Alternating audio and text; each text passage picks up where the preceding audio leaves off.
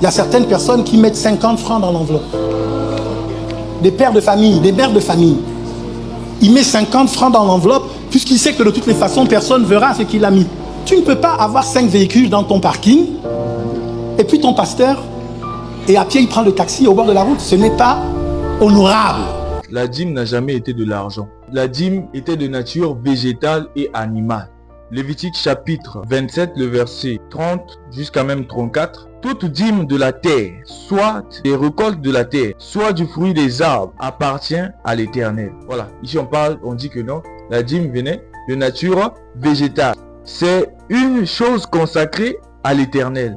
Si quelqu'un veut racheter quelque chose de sa dîme, il y ajoutera un cinquième. Toute dîme de gros et de menu bétail, de tout ce qui passe sous la houlette, sera une dîme consacrée à l'Éternel.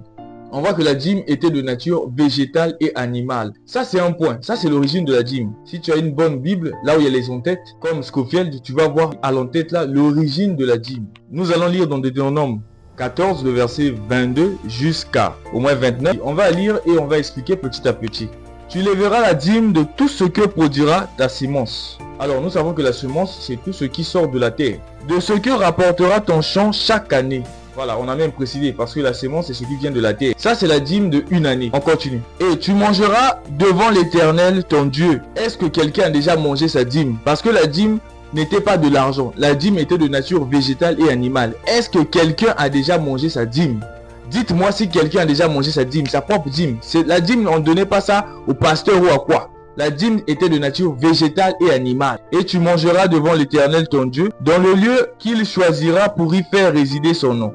La dîme de ton blé, voilà, on commence à préciser, de ton mou et de ton huile, et les premiers-nés de ton gros et de ton menu bétail, afin que tu apprennes à craindre toujours l'Éternel ton Dieu.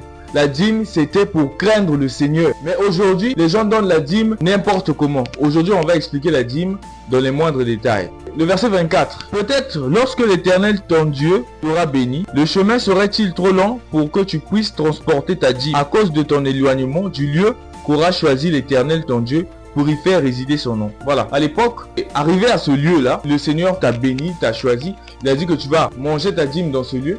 Alors tu échangeras ta dîme contre de l'argent. Là, on voit que non, on a la dîme et on a l'argent. L'argent, c'est pas la dîme. La dîme, c'est pas l'argent. Mais aujourd'hui, ces genres de pasteurs-là nous disent que la dîme, c'est l'argent. Que non, nous sommes dans les temps modernes, les choses ont changé. Mon frère, rien ne change. La dîme, c'était de nature végétale et animale. On ne peut pas encore payer la dîme aujourd'hui. On prend le cas de Matthieu chapitre 10, le verset 7 au verset 10. Allez prêcher et dites, le royaume des cieux est proche. Guérissez les malades, ressuscitez les morts, purifiez les lépreux, chassez les démons. Vous avez reçu gratuitement, donnez gratuitement. Le Seigneur nous a dit que non, l'évangile n'est pas à vendre. Aujourd'hui, pour qu'on te prêche, il faut que tu donnes l'argent. Pour que tu puisses consulter le pasteur, il faut que tu donnes l'argent.